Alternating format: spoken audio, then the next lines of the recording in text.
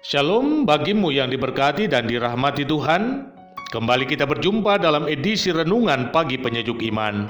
Tema pagi ini, derita membawa nikmat. Untuk pelayanan firman, mari kita berdoa. Ya Tuhan, kami sangat rindu dan aus kepada firman-Mu. Kiranya kuasa Roh Kudus-Mu tercurah atas kami semua, sehingga kami dimampukan untuk mengerti dan memahami firman-Mu. Di dalam nama Tuhan Yesus kami berdoa, amin. Firman Tuhan Kejadian pasal 50 ayat 20 demikian. Memang kamu telah mereka-rekakan yang jahat terhadap aku, tetapi Allah telah mereka-rekakannya untuk kebaikan dengan maksud melakukan seperti yang terjadi sekarang ini, yakni memelihara hidup suatu bangsa yang besar.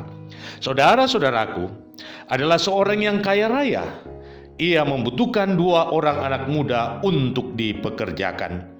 Ia memilih 2 orang dari sekian banyak anak-anak muda, yang seorang berbadan tinggi dan tegap dengan tubuh yang atletis, kemudian dipekerjakan untuk mengurus kawanan kuda yang masih liar, sedangkan yang seorang berbadan kurus kecil lalu dipekerjakan untuk mengurus kawanan kambing.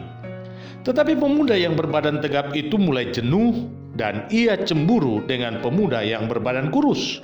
Pikirnya, upah sama, beban kerja berbeda, ini tidak adil. Ia pun memaksa si kurus untuk bertukar pekerjaan.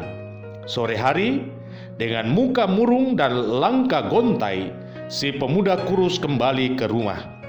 Ia menceritakan kepada ibunya semua yang terjadi, dan dia ingin berhenti saja dari pekerjaan itu. Namun sang ibu berkata, "Anakku, semua masalah pasti ada hikmahnya.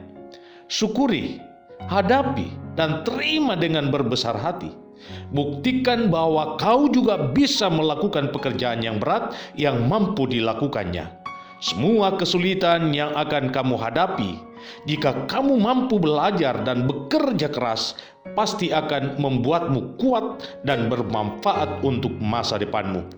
Ingat hal ini, di balik setiap kesulitan, di sana ada berlian yang tersimpan untukmu. Percayalah." Sejak saat itu, dengan susah payah setiap hari, si kurus bergelut dengan pekerjaan mengurus kuda-kuda yang bertubuh tegap, besar, dan masih liar.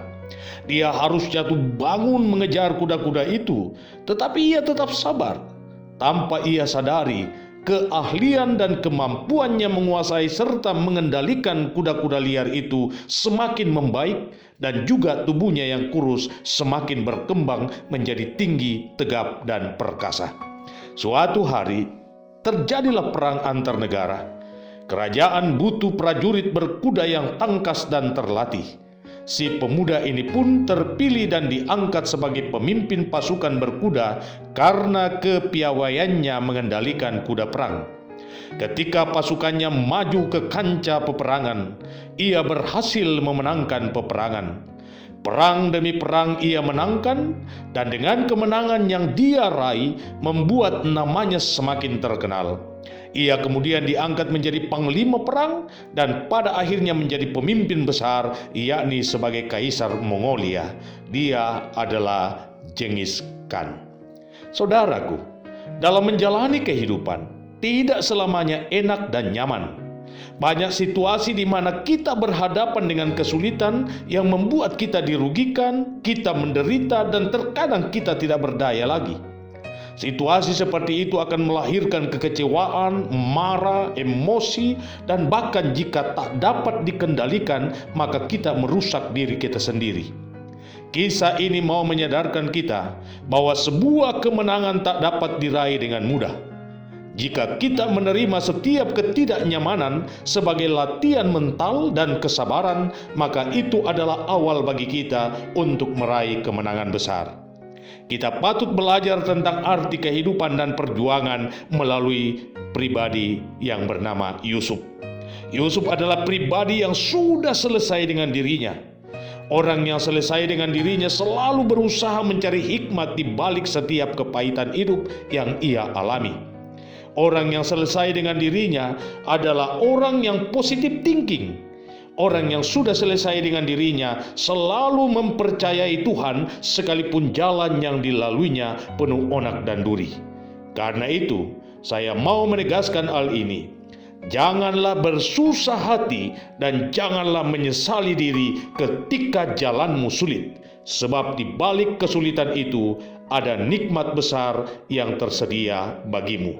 Selamat memaknai kehidupan imanmu. Tuhan Yesus memberkati.